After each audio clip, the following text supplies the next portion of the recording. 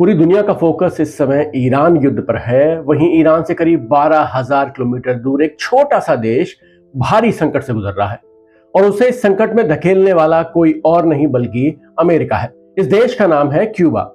Donald Trump के पागलपन के चलते पिछले कई दिनों से क्यूबा में अंधेरा है और हर गुजरते पल के साथ ये अंधेरा और भी ज्यादा घना होता जा रहा है। अमेरिका ने क्यूबा की एनर्जी सप्लाई पूरी तरह से रोक दी है। न गाड़ियों में डालने के लिए पेट्रोल है, न विमान उड़ाने के लिए फ्यूल। नेशनल पावर ग्रिड बार बार फेल हो रही है। हर तरफ बस अंधेरा है, मायूसी है और खौफ है। हालात इतने खराब हो गए हैं कि अस्पतालों में बिजली की सप्लाई तक नहीं हो रही है। सैकड़ों ऑपरेशन अटके हुए हैं। मौजूदा आंकड़ों के अनुसार क्यूबा में इस समय करीब 32,000 महिलाएं प्रेग्नेंट हैं और शायद उन्हें अपने बच्चे को अब अंधेरे में जन्म देना होगा।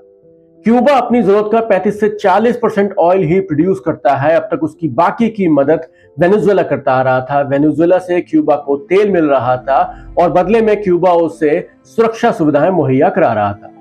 दोनों देशों में सब कुछ अच्छा चल रहा था। फिर अचानक से अमेरिकी सैनिक वेनेजुएला में दाखिल होते हैं। वहां के राष्ट्रपति निकोलस मादुरो को पकड़कर अपने साथ ले जाते हैं। इसके बाद ट्रंप ये चेतावनी देते हैं कि अगर क्यूबा को तेल दिया तो अंजाम भयानक होंगे। डर के चलते वेनेजुएला क्यूबा को तेल देना बंद कर देता है। मेक्सिको जैसे जो देश क्यूबा की मदद को आगे आते हैं, डोनाल्ड ट्रंप उनको भी टैरिफ का खौफ दिखाकर रोक देते हैं। अब हालात यह है कि क्यूबा में खाने पीने से लेकर तेल, गैस, बिजली, लगभग हर चीज की कमी हो गई है और यह देश हर रोज बर्बादी की तरफ आगे बढ़ रहा है। अमेरिका और क्यूबा के रिश्ते अच्छे नहीं रहे हैं। 1959 में फिदेल कास्ट्रो ने जब क्यूबा की अमेरिका समर्थित सरकार को उखाड़ फेंका, उसके बाद से दोनों देशों के रिश्तों में और भी ज्यादा तनाव आ गया। हालांकि ऐसा नहीं है कि रिश्ते सुधारने की कोशिश नहीं हुई।